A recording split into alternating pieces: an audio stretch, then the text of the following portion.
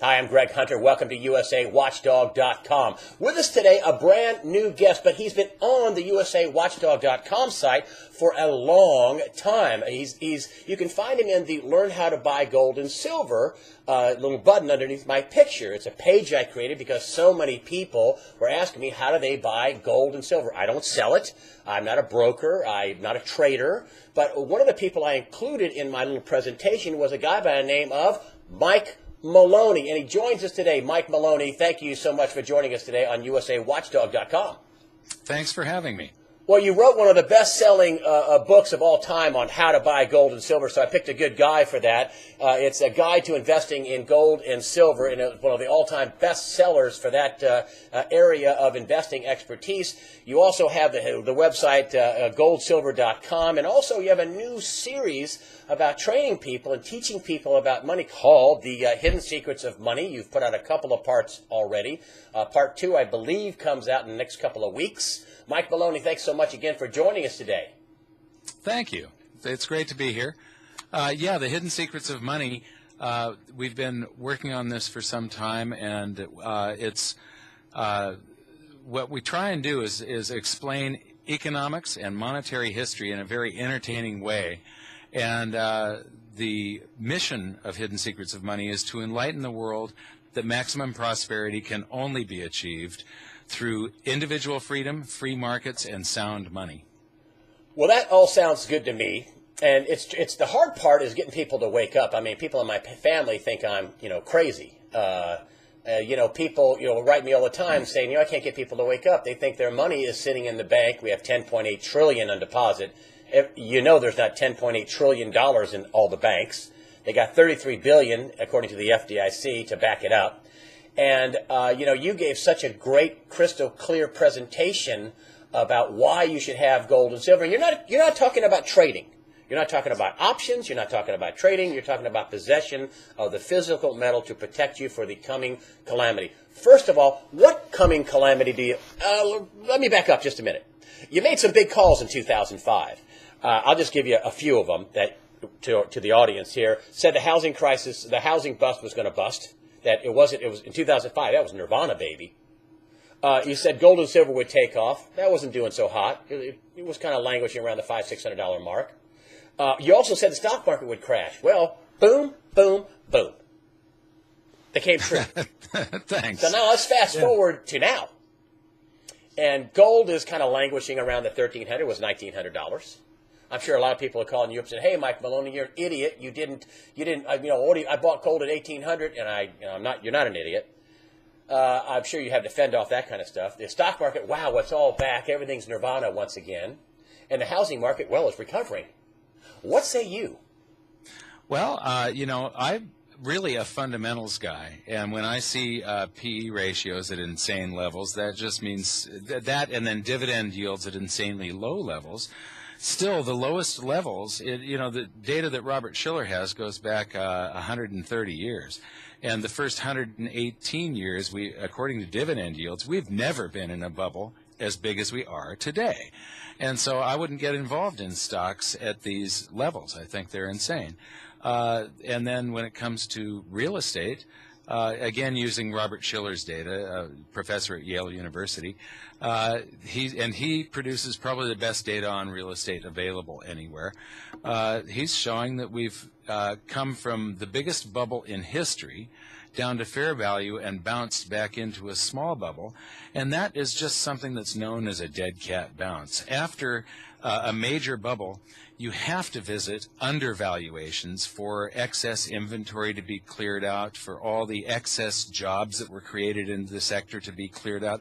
The excesses need to be flushed out, and they have not been flushed out yet of the real estate market. So I believe that there's a tremendous opportunity coming up in both real estate and stocks, but not until after gold and silver go into their bubble. And that should be one of the greatest bubbles in history, and that's someday in the future. And I got into precious metals in 2002 and started taking positions in gold, and I've just been accumulating gold and silver all the way up. And I don't intend on getting flushed out of this bull market until it reaches overvaluations. And there is, by no means is gold and silver overvalued yet. They are, when you measure it against the expansion of the currency supply, or, there's a whole host of other just general price inflation. There's a whole host of measuring where gold and silver is in its cycle, and it's still suggesting that it's severely undervalued at these prices. And yes, we did receive a lot of flack when people bought in at 1,800, 1,900, and here we are at 1,300 2 years later. I fully expected a pullback similar to the 1975 and 6 pullback in gold, where gold fell from almost $200 an ounce back to $100 an ounce. 74, I did some research on this. It was almost $200, 193. 8 months later in 75, August of 75, 8 months later, it fell down to $103. And it took until 78 until it came back to about $200. Right. And that's what you're seeing now. You saw the big drop off from 1,900 down to whatever it is now, 13 and change. I had a bad day yesterday, not a great day, but that's well, these types of cyclical bear markets are necessary inside of a secular bull to flush out the speculative money. There were just too many get-rich-quick people trying to chase gold and silver at the time. But your reason for buying, when you say you're accumulating physical metal. You're not buying ETFs. Absolutely, I don't accumulate anything but physical metal. So. Do you see something ominous coming down, something worse than what's ever happened before? I mean, this is going to be the biggest bull market in gold, according to you, in history, and this could be something, pretty ominous in terms of what's coming up with our currency and our devaluation. What do you see coming that could drive gold up to this biggest bull market, the biggest bubble ever? And then A, and B, what price do you think this is going to hit relative to dollars, if the dollar's even around? There's this enormous convergence coming. When I was writing my book I started writing my book in 2005, and it took until the end of 2007. So it's 2.5 years of writing, and it was 6 years of research. One of the things I discovered is I'm a believer in waves and cycles. And I took all of the monetary crisis and crashes and so on throughout U.S. history, and I put them in a spreadsheet looking for something that was a wave or a cycle, and something big stuck out at me. Every 30 to 40 years, the world has a new monetary system. We had the classical gold standard before World War I, the gold exchange standard between the wars, Bretton Woods from 1944 to 71, and now we've got the worldwide dollar standard. And when you really examine that, it is developing stress cracks and beginning its implosion. So we're going to have, most likely, a shift in world monetary standard. You see countries all over the world turning their backs on the U.S. dollar one after one very rapidly now. Every month there's another country that does a bilateral trade agreement with China or something like that. This is happening at the same time that we're coming off the largest real estate bubble in history, and the stock market has been in a persistent bubble since the year 2000. So you've got the two other major, and we have the greatest bubble is actually the credit bubble, the bond bubble. That's the biggest bubble, and it's been inflating since 1980 without taking a breath. It's just been inflating. And then we have the fiat currency bubble. I mean, every country on the planet is printing their currency into oblivion right now. So you've got this convergence of things all happening at once.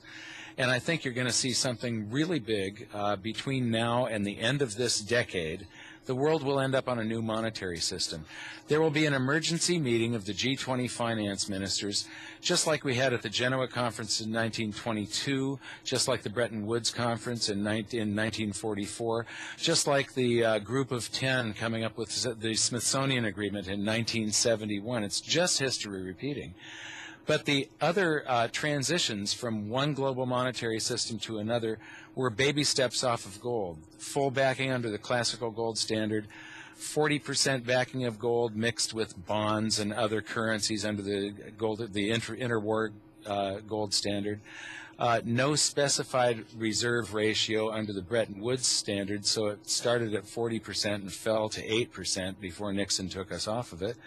And then we're backed by debt now. There isn't really any backing for the U.S. dollar other than and all currencies on the planet, other than the promise to tax our populations in the future. When a currency is backed by bonds, bonds are just an IOU where the treasuries of that respective country is borrowing against the future. And so they're promising. That's an excellent point. That our currency is backed by the power to tax. Right. So every dollar in circulation is a promise to tax you until the day you die. Oh, very good. So, what do you think? What do you make of this 3%? I don't hear hardly anybody. Now we're going from nothing back to something. When everything starts to fail, they will be looking around for what worked before. And if we go from just debt-backed currencies back to something where there's some partial asset backing, it's going to be a worldwide, a global financial convulsion, the likes of which we've never seen.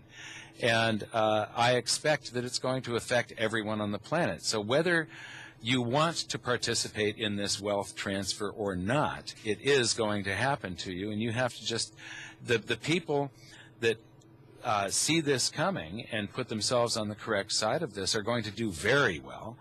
But the masses are not. What do you think the price of gold relative to the dollar will be? I mean, I hate to ask people that, but people want to know what's the price going to be, which I think either you have it or you don't. Either you have protection or you don't. Well, I like to measure gold and silver in purchasing power, and when you measure things like the Dow gold ratio or the gold real estate ratio, you see that it should buy at least somewhere between right now the Dow gold ratio is at 11. It was at 2 in the Great Depression. It was at 1 in 1980. In other words, in 1980, the points on the Dow was the same as the price of gold. 800 Dow, $800 gold. Exactly. 750 Dow, 750 gold. Yeah, and I believe that day is coming again. 1 to 1. Well, I think it will actually go to like 1/2 to 1. So I think you're going to see a day where gold's price is double the Dow because we're coming off the greatest bubble in history. There is no time in all of history where paper assets were more overvalued than during the NASDAQ bubble in 1999-2000. And there is no time in the last 5,000 years that gold was as undervalued as 1999-2000. Think about it. For 5,000 years, they've been the predominant currency. For 2,000 years, they've been money. And since 1971, countries abandoned gold as money. It went into a small bubble in 1980, but then a brutal bear market for the next 20 years. So by the year 2000, nobody wanted gold. No country wanted it, and no investors wanted it. Everybody had given up on it. This is the first time from 1971 until now, this is the first time that it isn't connected to the money of every nation on the planet, basically, the currency. And so gold really hit an all-time low as far as value in the year 2000. It's a 5,000-year low, and we're coming off of that, and we're reverting, and it should be one of the biggest reversions in history. Oh, wow. See, I knew I had you on for a reason. Because, this is the kind of stuff that, bing, Helen Keller water. Anyway, I wanted to talk to you a little bit more about you said unfolding dollar implosion. What's that going to look like to John Q. public that thinks that everything is recovering, quote unquote, that we have a fragile recovery? What is that going to look like, the dollar implosion to John Q. public? I think you're going to see a lot of sort of the same as what we're experiencing now. The talking heads all tell you that everything's great and we're recovering, and then another crisis happens, and then everything gets great again, and then another crisis that's even worse, and the frequency of those is probably going to become more and more often. And then there will just be something that happens like overnight, and you're going to wake up in the morning and gold will be double the price or many times the price, and there will be this emergency meeting of the G20 finance ministers somewhere on the planet, and it'll be just a repeat of 1922, 1944, and 1971. Except on steroids. Exactly, because this is the first time where it's really, the history of it is that we all had our own currencies that were backed by gold in the treasuries of each respective country. Then we had gold and a mixture of either U.S. bonds, U.S. currency, British bonds, or British currency. Then we had all the countries on the planet backing their currencies with the U.S. dollar under the Bretton Woods system, and we were the country that still paid out gold against dollars for any central bank that was going to cash in their dollars. And now we're on this global dollar standard. So for the very first time in all of history, all currencies on the planet are fiat currencies all at once. And the thing about that is there is no example before 1971 of a fiat currency surviving. And so Nixon, when he severed the tie between the dollar and gold, since all other currencies were pegged to gold through the U.S. dollar, he unwittingly began an experiment on a global scale that was proven to work without fail time after time, thousands of times. It's a 100% failure rate. No fiat currency has ever survived. And now all of them are fiat. So this shift is going to be the most dramatic shift, I believe, in world monetary systems in history. And it's going to be the greatest wealth transfer in history. Therefore, it's the greatest opportunity in history. You know, when I say all this stuff, people get scared sometimes. But yeah, it'll probably be a sort of a scary event. But if you, throughout all the worst events that have happened, the crises throughout history, that's where the greatest opportunity is. Well, so if you and I want to get back to what it's going to look like. You know, are people going to lose their 401ks? Are they going to be? Is there going to be this mad dash? You know, in Poland just recently, they took people's retirement money and said you don't need that. I mean, I think that's maybe another trial balloon. I mean, that's in the EU. Yeah. You know, are we going to have people losing their money in the bank accounts? The person, you know, a gallon of gas is going to be $12.50. A loaf of bread is $20. I mean, what are we going to? How's it going to look? It all depends on you know, how long it takes them to stop this event and make the shift. The longer it takes, the lower the purchasing power of the currencies will be. And the more of a crisis it becomes. Like I said, you could wake up one morning and the purchasing power of your dollar against gold, for instance, drops by half or 3/4 or 90% or something. You wake up in the morning and gold is at some astronomical figure. Or they may have just decided the reason that gold is at that astronomical figure is that they've pegged the dollar to gold, and so now the dollar is stable, but you have $10,000 or $20,000 an ounce gold. When I was writing my book, I did a analysis of how many dollars were held by foreign central banks divided by the ounces of gold at the U.S. Treasury, and to get a fully backed U.S. dollar exchangeable to central banks only, so fully backed for that small portion of dollars that exist, it took $20,000 an ounce gold back then. And wow. So they didn't stop printing money; they printed more. Yeah, I foresee gold well north of $5,000 an ounce. I think 5,000. The more you study it, the more that predictions of $2,000 or $5,000 gold become absurd. Actually, they're absurdly low. What about all these derivatives around? We just had this week, I think it was Monday, the USA Today did this story about how, you know, could this happen again? Could we have another financial calamity? And, I'm not a PhD in economics, but I do understand that derivatives are listed on the comptroller of the currency's website, and the 4 or 5 biggest banks have north of $200 trillion, just them. The Bank of International Settlements, the central bank of central bankers, lists the now total at somewhere in the neighborhood of 630 some odd trillion in derivatives, right, most of which interest rate swaps. They did a whole article. I mean, a front page, above the fold, on the next tip page, they didn't mention derivatives. Could this blow up? Could this be the event that, you've had 90% loss of buying power of your money overnight?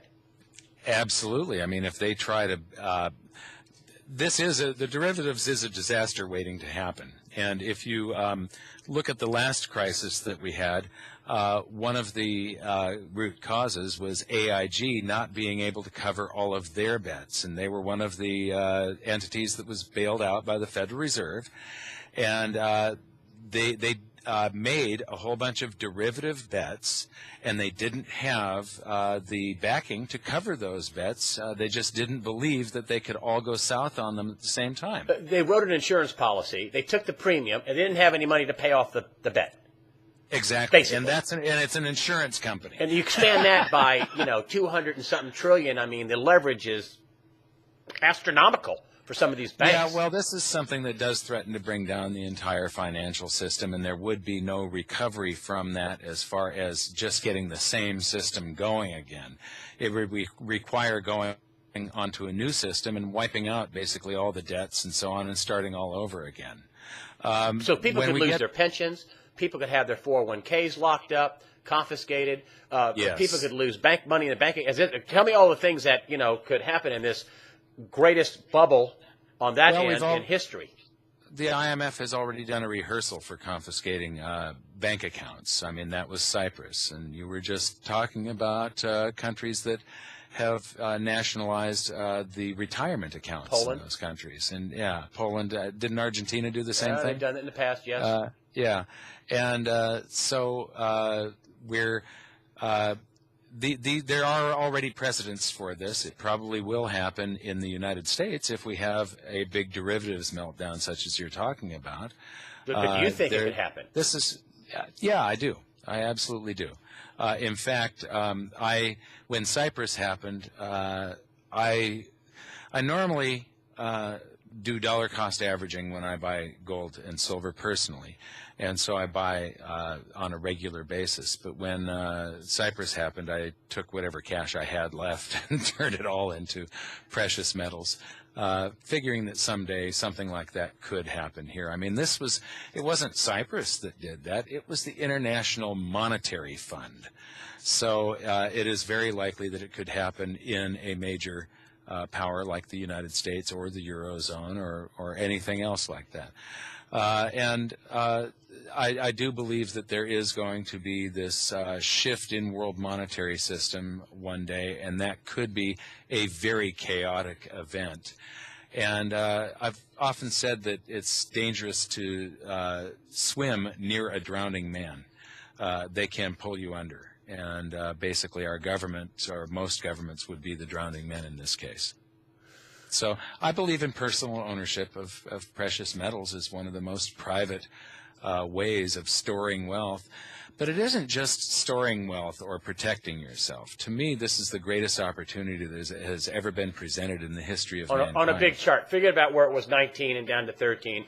And I brought up the thing because people say, well, he told people I bought it at 19 and I should. And I just tell people I think it's going to come down to whether you have it or whether you don't. And when the price goes up, or if the price goes way down, you're not going to be able to get it. I mean, China is importing, the most latest figure for the last year or so is 1,000 tons. I think it's 1,000 tons of gold. I mean, China's importing gold like crazy. What happens when LBMA or COMEX cannot or will not deliver any more gold? What happens to the price? And is that day coming? Yes, it is coming. China has gone from sort of being insignificant when it comes to gold to becoming the world's largest gold producer, and none of that gold leaves China. And they're also simultaneously the world's largest gold consumer now, and so they're smart buyers, I think. What I'm seeing happening in the United States since this pullback is less people buying, and there are a lot of people that as gold rises back up to the level of where they bought at, they sell, thinking that they're getting out of it, breaking even. And to me, this is the huge buying opportunity. The pullbacks are the time to buy right now. Well, silver's doing pretty well. They've sold as many ounces this year so far as they did last year, according to the U.S. Mint. Yeah. What bothers me, though, is that there's a lot of really big buyers out there. There aren't quite as many of the middle class, and if the middle class doesn't protect themselves, if we end up losing the middle class through this crisis, then they tend to vote very differently if they're impoverished. This is where Hitler came from. It is where Mao came from. It is where there were two hyperinflations during the French Revolution that directly led to the rise of Napoleon. Hitler, so they would kill the middle class, and they would vote for the liberal or the Democratic candidate. Is that what you're telling me? well, they vote for some very charismatic guy that can promise them that if they follow him, he'll show them the way out of this predicament So they promise a lot of hope, and they become a despot. And I just don't want to see that happen to the United States. And there is a huge potential for it to happen if we go through this financial convulsion that I'm talking about, this shift in world monetary system, and if the middle class has no gold or silver, because you're going to see currencies lose a lot of purchasing power, and you're going to see precious metals gain a lot of purchasing power. How about this? How about this thing with Syria, where they look like they're going to put off an attack for a while? If they would have attacked, I guess gold and silver would have skyrocketed. Now we had this little sell-off yesterday, at 20, 30, 25 bucks, something like that. Give me your worst scenario, non-worst scenario. Near term, looks like it's going to be another buying opportunity. Gold's going to go down, I guess. Yeah, and I consider the news of the day short-term noise in the big picture of things. If there is a financial catastrophe, you can bet that they will be attacking Syria. It really works well to take the public's eye off the ball. You think that's what they were doing here, pushing for this attack? I don't know, and I don't actually pay too much attention to it. I sort of look at the fundamentals of the global economy and try and see what I know is that regardless of whether this pullback continues for a while or whether it's already over with and it's up from here, that gold and silver are going to some astronomical places, because basically they're doing an accounting of the expansion of the currency supply since the last time they did an accounting. And the last accounting was basically 1980.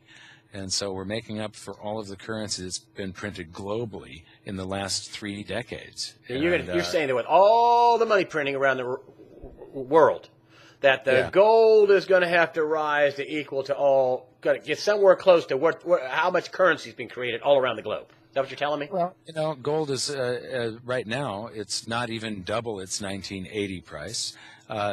Silver was $50 in 1980, and it's less than half that. Can you name anything else on the planet that is half of its 1980 price? No. They're insanely undervalued because they haven't kept up with the inflation of the currency supply, which causes inflation of prices. Real estate is up tenfold. Gasoline, instead of being 32 cents, we've got $4 gasoline. So everything is many, many times its 1980 price, with the exception of gold and silver. So they need to go a long way to catch up, and they eventually will. This is just, you can't have a commodity that gold and silver are a manipulated market, but you can't hold them down there forever, because as you expand the currency supply, the prices of labor and the price of energy goes up. Therefore, the cost of production of these commodities rises. And so as the cost of production rises, if you have something that's manipulated and being suppressed, it becomes unprofitable to produce. Mines get shut down. We're seeing that happen right now in the precious metals sector. Mines are being mothballed at these prices because it's still not affordable to produce. So less production comes to market, making the eventual explosion even greater because there's a shortage that is developing just when everybody wants it. So this is actually a good thing for this pullback is a good thing for precious metals investors in the long run, because it'll cause the price to go much higher. If it had just kept on marching up, take a look at a 15-year gold chart, and up until that pullback from 2011 to today, it was just, the chart was too perfect. You don't have a market that just marches forward steadily without ever doing some major correction or pullback. It causes too many speculators to get into the market. And so we saw gold go parabolic in 2011, and now it's doing a very nice pullback and correction. This is a healthy thing, and it means that gold will go to a much higher price ultimately, and that the bull market will be extended that much longer. So people have longer time to get prepared for all of this. Well, one last thing I wanted to bring up, and I want to get kind of dark down the rabbit hole here. I mean, if we do have this parabolic rise in the price of gold and silver, then we're going to have a lot of violence. I mean, I was on a phone today talking to a guy that's never bought a gun, who called me and said, I bought an AR-15. I've got food, I've got water. This transition is going to be rough. He's a smart guy. This guy, lives on a golf course and has a house on an island. And, and I was like, what do you think? And I said, well, nothing will surprise. This is the biggest, this has never happened in human history. I mean, you're saying the same thing that people like Jim Rogers says. It's never happened in recorded history. So, nothing would surprise me. And so how bad could this be? I mean, people are going to be starving. People are going to be, whacking people in the head for a couple of bucks at the gas station. People are going to be, going to the grocery. Is this all the things that may happen in this transition? People are going to be just broke. You have $400,000? No, you don't. You had $100,000 in your bank account? Yeah, you can have $100 a day. Well, in any scenarios, there is anything that if there's a possibility of something happening, then there's a range of probabilities within the possibilities. And typically it's sort of a bell curve with the most likely scenario being somewhere in the middle. The tail risks is what you want to insure against. On one end, we have that everything goes along just peachy, that things go along just as they are. And then you've got this big financial calamity, and over here you've got the tail risk of the possibility of, there's Mad people Max. that predict end of the, Mad Max, right, that we're going to be bombed back into the Stone Age, basically, financially. I don't really believe either end. It's going to be something in the middle, but I do have some emergency food that I bought. I don't think that it's, if it's, I've got like a couple of months worth of emergency food. I'm not one of the end of the worlders that's going to buy a year's worth or something like or more.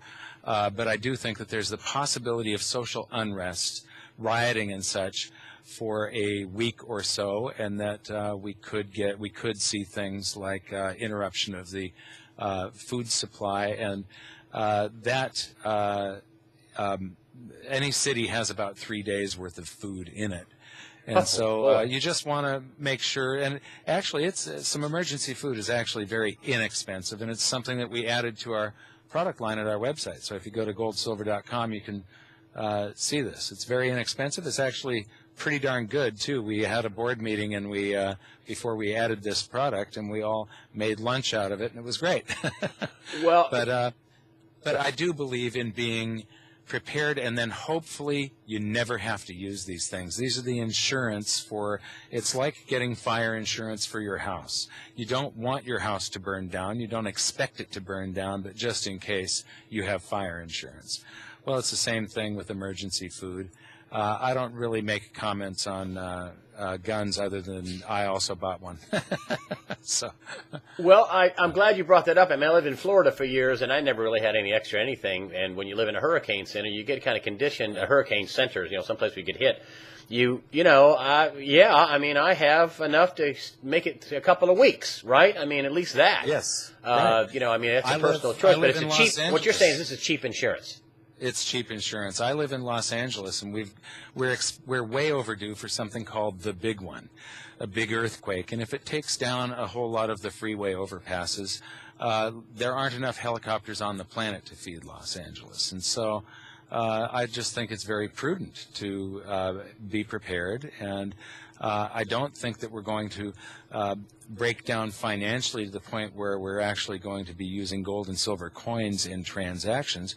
I look at gold as not just a protection of wealth, but a major investment class at this point, that it has the greatest opportunity for potential gains in purchasing power of any investment class out there. So I see it as much of a wealth strategy as it is a protection. And there are just these brief moments in the history of mankind where precious metals become simultaneously the the safe haven asset class and the asset class that has the greatest potential gains in purchasing power. And we're in, I mean, you had a month and a half in 1934. You had the 8.5-year bull market of the 70s, and we've got this bull market that we're in right now. And then before that, gold was always connected with the currency of each country. And so when one country would go off of gold and then experience a hyperinflation or something like that, it would happen only in that country. So the opportunities to be invested in the safe haven asset that is also the investment class that has the greatest potential gains, this is a very, very rare thing. And it's actually the most comfortable position to be in, I believe. And so I'm actually liking all of this stuff. I mean, I don't root for financial calamity. But it is what it is. I want to know what it's going to be, not what I think it's going to be, what I hope it's going to be. What is it going to be? And it ain't looking good. The transition's going to be rough. It isn't looking good, but I don't worry about it as much, having a bunch of gold and silver and having a little bit of emergency food. I sleep very well at night now. And one last thing, do you think, and I said this one last thing before, this last question, if you could make it short, be great. Do you think we'll have confiscation of gold and silver, at least in the coin form? A lot of people say mines, yeah, I wouldn't own a gold mine because I think it's going to be confiscated. That's where the big money is. The foreign holdings of gold, hey, we printed all this money, the Federal Reserve, and, we bailed out the world, so we need your gold. Okay, 6,000. Do you think they're going to come after people's private individual stocks of gold? For many years, I was saying that the least likely country to do that would be the United States, because we've put ourselves in a position that's unlike any other country. The United States is the only country where the majority of its currency resides outside of its own borders. Obama and Ben Bernanke, they do not have any control over the currency that is outside of our borders. If Obama signed an executive order today nationalizing gold once again, I think that all of the traders, in Moscow, Shanghai, just all around the world, they'd be going, oh my God, there's something wrong with the dollar. We better get rid of our dollars and buy gold. The dollar would crash to zero within weeks, and gold would go to infinity measured in dollars. And I'm hoping that the powers that be in the United States know that and do not make the choice to try and nationalize. By the way, gold was never confiscated. It was nationalized. They requested that American citizens turn it over to any member branch of the Federal Reserve System, where they bought it from you at full face value. And then they melted it down, put it into bars, and put it all in one spot, Fort Knox, to be safely held in trust for us. So that's the very definition of nationalization. Confiscation, they bash down your door, hit you over the head, and take it from you. Okay. And so it was the precious metals dealers that use that word confiscation are usually trying to scare you away from bullion into investing in numismatic, overpriced stuff where they can make a huge profit. Anyway, I do think, though, that as things get out of control, that there is that possibility. And so I've started buying bullion jewelry as something that we offer. It's very low-priced jewelry. I can't find any example in all of history of a nation confiscating the jewelry of its citizens. It does confiscate coins and bars, or nationalize, I should say. But they don't nationalize jewelry. And so you're saying they might nationalize private holdings. I mean, I find it hard to believe that they're going to sell you a gold eagle since 1986, and then all of a sudden say, yeah, you need to turn that back in. Yeah, we sold you. That was a mistake. Well, that's exactly, though, what they did with during the nationalization in 1933, Roosevelt's nationalization in 1933, they were recalling all of the U.S. gold coinage. But that's back when we used it as a $20 gold piece. I mean, now that people are buying gold as a bullion, it says $50 on it. It's not worth $50, worth way more than that, exponentially, $1,300 and something, right? So I just find that's going to be a hard case for them to make. They may take Krugerrands and Maple Leafs and bars, and I just think. Well, what do you think about that? Of the gold that I own, about 90% of it is gold American Eagles, and 10% of it is this gold jewelry that I'm talking about. And then with silver, I've been purchasing American Eagles. That's about 99% of my silver holdings. So you think the same thing I do, that'd probably be the last thing they confiscated, the issuance from the mint. They're going to pull all this back, and it's not even currency? Yeah. I find that really difficult politically. Well, if they did nationalize gold once again, it would probably be under a circumstance of a hyperinflation, where they don't have anything to lose by it anymore. And at that point, most of the wealth transfer, if you bought in now, most of the wealth transfer will already be done. So you just sell them the gold, you take their stupid currency, and you buy something tangible with it as soon as possible. Yeah. I don't advise anybody becoming a criminal over this. Whatever the laws are, obey them. But, try and turn things to your own advantage as much as you can. And that means getting in on it now. And if it does get to the day where they nationalize gold once again, it would be under these extraordinary circumstances, I believe. They're not going to do it now while they could crash the currency. If the currency is already crashing and they have nothing to lose, yes, they could. But not now. Right. Okay. That's my belief. Okay. Mike Thanks. Maloney, thank you so much for joining us. Of course, your website, goldsilver.com. Also, hiddensecretsofmoney.com. Your next installment you have 2 parts out. The third part is coming out, Hidden Secrets of Money. And that's coming out when? The 24th or so of September. Is that right? Yeah, that's part 3. And then about a month later will be part 4. So we have 6 episodes in the can pretty much. And so they will be coming out every month until the end of the year. Mike Maloney, goldsilver.com, hiddensecretsofmoney.com. Thank you so much for joining us today on usawatchdog.com. Thank you. Hi, I'm Greg Hunter. Welcome to usawatchdog.com. With us today, a brand new guest, but he's been on the usawatchdog.com site for a long time. You can find him in the Learn How to Buy Gold and Silver little button underneath my picture. It's a page I created because so many people were asking me, how do they buy gold and silver? I don't sell it. I'm not a broker. I'm not a trader. But one of the people I included in my little presentation was a guy by the name of Mike Maloney, and he joins us today. Mike Maloney, thank you so much for joining us today on usawatchdog.com. Thanks for having me. Well, you wrote one of the best-selling books of all time on how to buy gold and silver, so I picked a good guy for that. It's a guide to investing in gold and silver, and it's one of the all-time best-sellers for that area of investing expertise. You also have the website goldsilver.com, and also you have a new series about training people and teaching people about money called The Hidden Secrets of Money. You've put out a couple of parts already. Part 2, I believe, comes out in the next couple of weeks. Mike Maloney, thanks so much again for joining us today. Thank you. It's great to be here. The Hidden Secrets of Money, we've been working on this for some time, and it's what we try and do is explain economics and monetary history in a very entertaining way. And the mission of Hidden Secrets of Money is to enlighten the world that maximum prosperity can only be achieved through individual freedom, free markets, and sound money. Well, that all sounds good to me. And it's the hard part is getting people to wake up. I mean, people in my family think I'm, crazy. People, write me all the time. Today. And so I wouldn't get involved in stocks at these levels. I think they're insane. And then when it comes to real estate, again, using Robert Shiller's data, a professor at Yale University, he produces probably the best data on real estate available anywhere.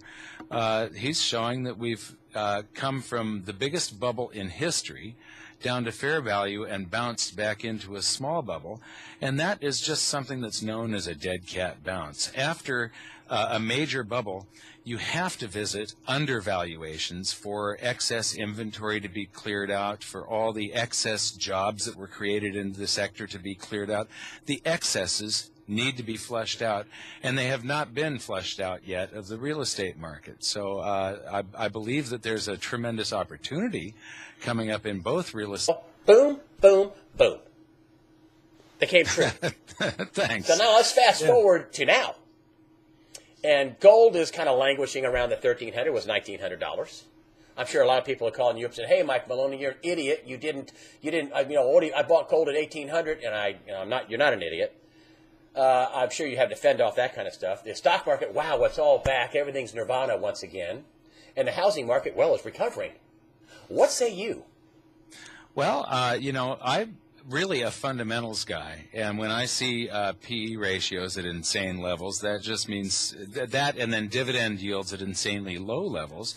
Still, the lowest levels, the data that Robert Shiller has goes back 130 years.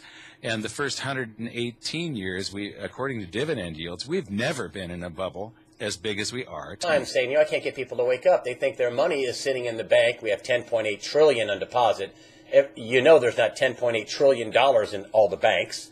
They got $33 billion, according to the FDIC, to back it up. And, you gave such a great, crystal clear presentation about why you should have gold and silver. You're not talking about trading. You're not talking about options. You're not talking about trading. You're talking about possession of the physical metal to protect you for the coming calamity. First of all, what coming calamity do you... let me back up just a minute. You made some big calls in 2005. I'll just give you a few of them that to the audience here. Said the housing crisis, the housing bust was going to bust. That it was in 2005. That was Nirvana, baby. You said gold and silver would take off. That wasn't doing so hot. It was kind of languishing around the $500-600 mark. You also said the stock market would crash. Well,